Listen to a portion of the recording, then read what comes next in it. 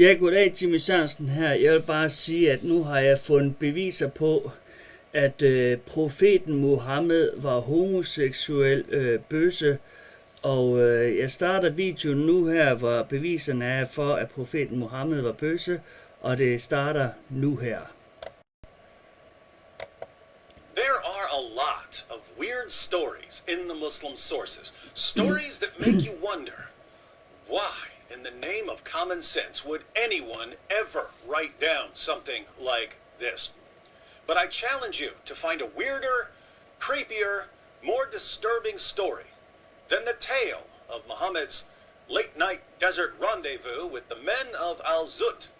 Since Raymond Ibrahim has already done the research on Muhammad's romantic encounter, we'll let Raymond break down the details. This odd hadith, which I'm about to narrate, appears in several hadith collections, including the highly esteemed Musnad of Ibn Hanbal, founder of one of Islam's 4 schools of laws, or madhahib, as well as in many other well-respected Islamic texts, all of which are being taught in Al-Azhar. So, the scholars know about this, but like so many other issues the scholars hide from us, this story hasn't worked its way to the general population. Until now. The hadith, which is narrated by Abdullah bin Mas'ud, a companion of the Prophet and one of Islam's most reliable and trustworthy transmitters of hadith, goes as follows. Brace yourself.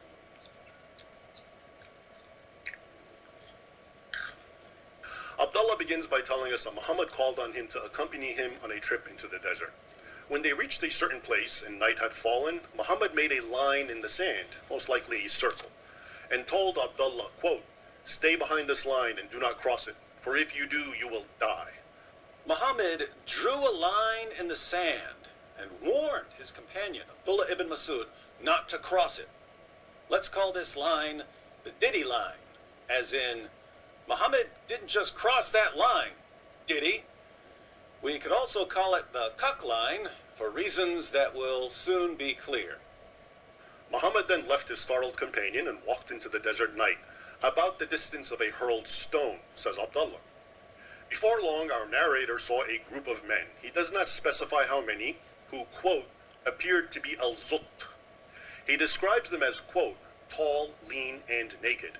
So, Abdullah ibn Mas'ud was behind the Diddy line, the cuck line, but Muhammad crossed the Diddy line. And he was soon surrounded by a number of tall, lean, naked men, the men of Al-Zut. Other Islamic sources say these Zut were a black-skinned people, and we'll get into that later. After describing them, Abdullah goes on, and here's the problematic part, to say, quote, "They went to and began to ride the Prophet of Allah." They did what now?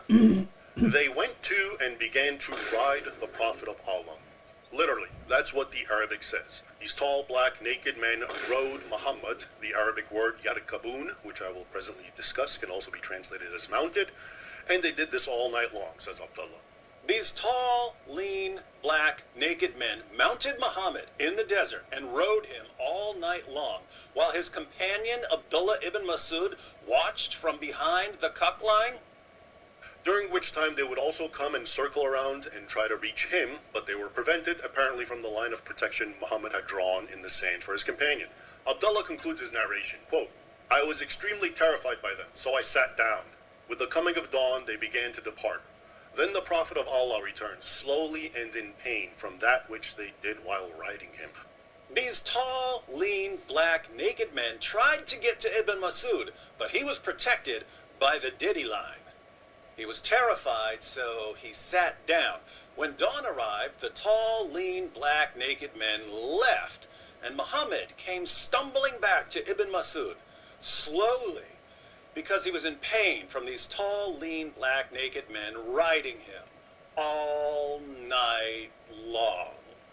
According to another narration found in several Islamic texts, including Akhbar Mecca by al-Fakahi, Muhammad complained to Abdullah that, quote, "They wounded me all night long," at which point the Prophet proceeds to lay his head and fall asleep in Abdullah's lap. Poor Muhammad was all tuckered out from these tall, lean, black, naked men riding him all night long, and he fell asleep with his head resting on Ibn Mas'ud's lap. Yes, Muhammad liked resting his head on men's laps to fall asleep. Just ask Dihya al-Kalbi.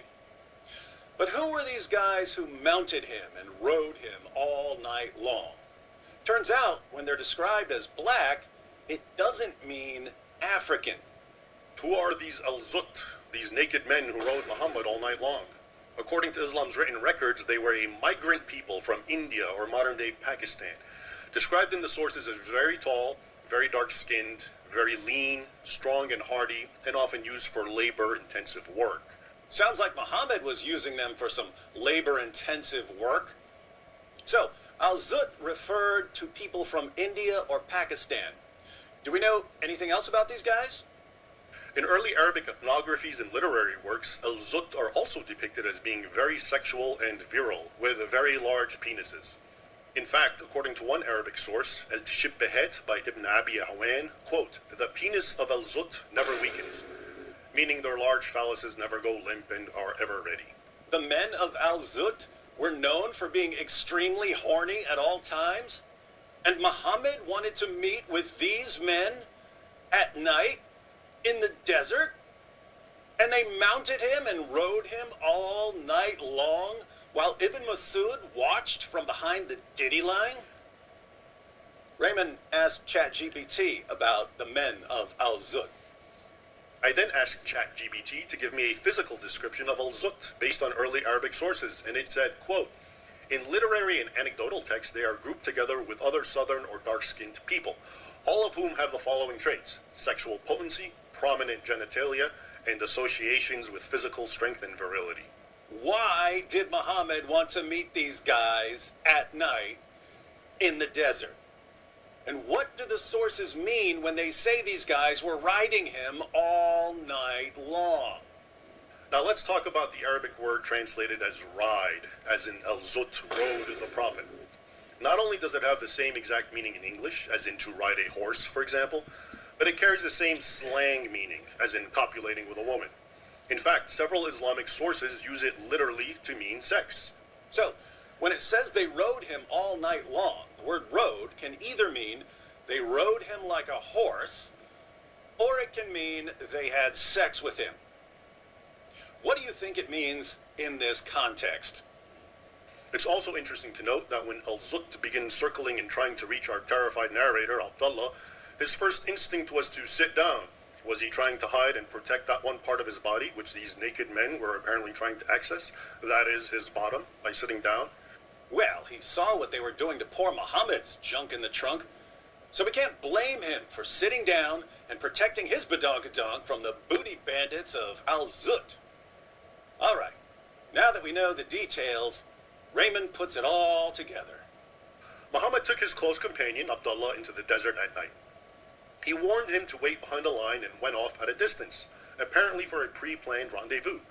Before long, Abdullah saw several naked men from the people of al-Zut appear, described in the sources as tall, lean, virile, and with large penises. Why was Muhammad meeting these guys at night in the desert after crossing the ditty line? These men then took turns riding or mounting the Prophet all night long. They also tried to reach him, but Abdullah immediately sat down, apparently to protect that one part of his body they were trying to access. Ibn Masud apparently did a better job protecting his bubble pop than Muhammad did. As the sun rose, these naked men began to depart, even as Muhammad returned in pain, limping towards Abdullah and saying how al-Zut had injured him. He then lays in his companion's lap and falls asleep. Nothing suspicious here. So, this is what I would consider the weirdest, creepiest, most disturbing story in the Muslim sources. And that's saying a lot. But maybe I'm wrong. Maybe I'm missing something. Let me ask all our Muslim friends what this means. Why did Muhammad head out into the desert in the middle of the night to meet with a bunch of Indian or Pakistani men who were known for their strong sexual appetites? Why did he bring his companion, Abdullah ibn Masud, and make him stand behind the ditty line? Did Muhammad like it when one of his companions watched? What do your sources mean when they say that these tall, lean, black, naked men mounted Muhammad and rode him all night long? When the men of Al-Zud approached the Diddy line, or the Cuck line, why did Ibn Masud sit down to protect the Jiggle twins, his wiggle bags, his rump rockets? And why did Muhammad return to Ibn Masud in pain, totally worn out from having his bounce house bounced on all night, and pass out on his companion's lap? Let me know in the comments section. If you'd like to watch Raymond Ibrahim's full video, the link is in the description box. Be sure to check out his channel as well. As you can see, he's got a lot of good material. Så der havde vi det der med, at profeten Muhammed havde sex med de der al-Sud ude i ørkenen. Men så kan det så undre mig over, hvorfor der er så dødsstraf i islam. Altså bøsser de bliver slået ihjel i islam.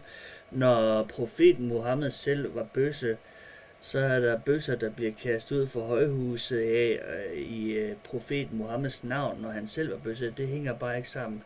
Og her var det første bevis, og nu kommer her kommer vi så til nummer 2 bevis for hans homoseksuelle gerninger, profeten Muhammed. Så det kommer nu her, anden bevis. Someone tweeted me a question earlier today. Is Musnad Ahmed 16,245 authentic? It's the one where Muhammad makes out with his young nephew. The Islamists are saying no, but they call everything they don't like a lie. And by any chance, do you know the age of the nephew when it happened? Musnad Ahmed 16,245 is certainly one of the hadiths found in Musnad Ahmed, but as far as I know, that volume of Musnad Ahmed hasn't been translated yet. I've been purchasing the Darussalam edition of Musnad Ahmed, and only 3 volumes have been published, so we'll have to wait for the complete collection. This particular hadith from the collection has been translated mainly because it's really, really creepy. The hadith reads, Muawiyah said, I saw the Prophet sucking on the tongue or the lips of Al-Hasan, son of Ali. May the prayers of Allah be upon him, for no tongue or lips that the Prophet sucked on will be tormented by hellfire. Hassan was Muhammad's grandson. Here we have Muhammad sucking on his grandson's tongue or lips, and Muhammad had somehow guaranteed that if he sucked on someone's tongue or lips, that person would be saved from hellfire. To be fair, this doesn't say that Muhammad was making out with his grandson. It says that he was sucking on his grandson's tongue or lips. But think about how creepy this is. Hey kid, let me suck on your tongue. If I suck on your tongue, you'll go to heaven. This is the same guy who ordered his followers to suck on his fingers so that they would get a blessing from Allah, and the same prophet who ordered grown women to let grown men suck on their breasts so that the men would no longer be sexually attracted to them because they would feel like their children. The prophet of Islam sure liked sucking, but since the relevant volume of Musnad Ahmed hasn't been translated yet, it's hard to show this hadith to Muslims. And if you simply claim that Muhammad sucked on the tongues of little boys, a Muslim will probably think that you're making it up. So it would be nice to be able to show your Muslim friends a hadith that's readily available. And fortunately, it turns out that we have a similar hadith in Al-Adab al-Mufrad, which is one of the collections of Bukhari and is available online.